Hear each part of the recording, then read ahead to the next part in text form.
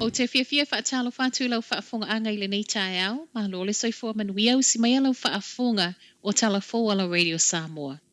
O lo o whaawau peo nā alui lunga le tau o le swau, mai mai le ei e ono alu ai pea i le tolu tāla i le lita. A o tātou iai le periota o lo o whaamama ai e le mālo le tau e totongi mō whe malanga inga lau tele. Whaapea le to e seo le 2.5 sene mai le lita o le swau. O lo o alu pe i lunga le tau, ma o lo o whaalongo ina pe le whai ngata o le tau ngata o le swau. E o mai la wau le ananafi, tusa le tau o le ivas futasi ma le lua tā lafi tus fulvalu sene. O se siitanga e se 5 sene, whaamawina i totono le 2.5 aso walu. O le penisini iwa 5, lua tā la ivas fulwono sene walu i lunga i le se 10 sene. O le iwa valu, wa tolu tā la se 10 sene. Alu i lunga i le 2.2 sene, ma le tiso wa lua tā la 5.2 sene i le lita, 2.2 sene wa taunga tā ai.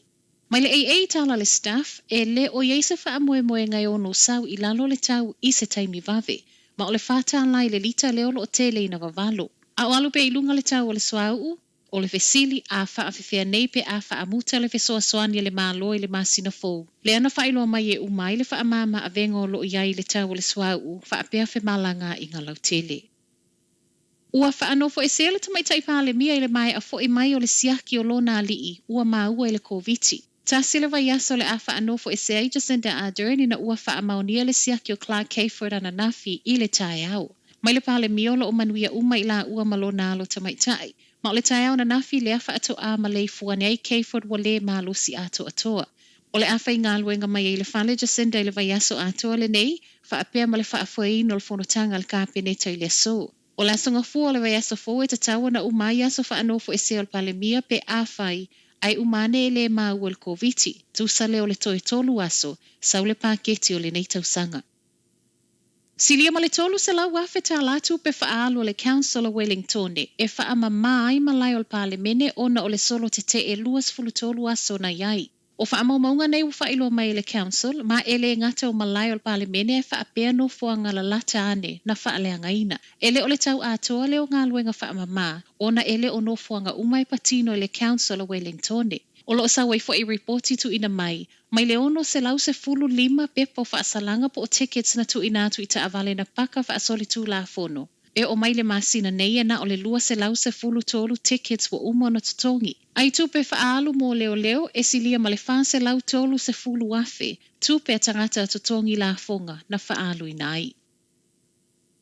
Ua maua le isi virusi fau i tutono le atu nuu ma o se tasi fo i o siyama whanau mai le Omicron. O le ua whaamaunia le BA5 o le pase se whaimalanga mai Afrika i saute, ma tau nuu i le aso 2.1 Apirila. Mai le soifua malo loina na usi ta ia umai le na sau ma lea virusi fau ta ia lama whaatonunga mai le soifua malo loina. A o whaanofo e se ailo na ainga, ma o lea foi ua umali periota na whaanofo e se ai.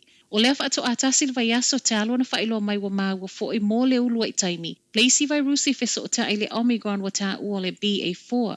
Tu ufantasia talo le tae au ele o mawhaiona mauti no mai so e suenga. Po o le ale maa lose o le pipisi o nei virusi e lua. Pau o lea ua ripotia mai wa maui Afrika i saute ma Europa whaapea au se tālia. I se vaingai cases i tua le community le whaiunga le vaiaso, 5 afe ono se lau fastful fitu community cases fo matata mali liu whaau popo e to tolu na whailoa mai ana nafi. Ai le aso to nai, se fulu lua tangata mali liu, ma le ono afe fitu se lau fa se fulu 5 cases fo i le community. Matala muli, a o whao popo pea pisinisi whaaleanga ina i oso whainga ngā o i whao ngā ita avale. O leo lo ta lia se tala mai le malo e tusa ma le nei mata upu.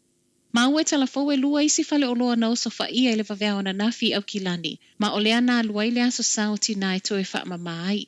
Tala le news hapo whaalia e pūlengo pisinisi a afia, le whainga tau le toe tau whaolo pisinisi ono o le tele o tupe alu. A o PCA pisinisi ana nafi ngā luenga whaamama, o lele i malo lo fo ile malo i ana whaasala launga na whailo mai ai le 5 se lau ono 2 miliona. Ma ana tā penanga a o loma le paketi, pe ta ia le isawai. Pe iai se fesoa soani tau tupe mo pisinisi a afia i nei oso whainga. A o whaatali ai lawa whailo ele minista o leo Porter Williams, o lo ngā lulua i le taimi nei ona e iai nisi ngā luenga whaopopo e mo o mia le whaia mua. O le soefono ai minista e tala noa mata upule nei ma o loo tāpā ai fo i finangalo whaalia o pisinisi la iti. O Telephone Ala Radio Samoa, manuia le amatangol nei vai aso.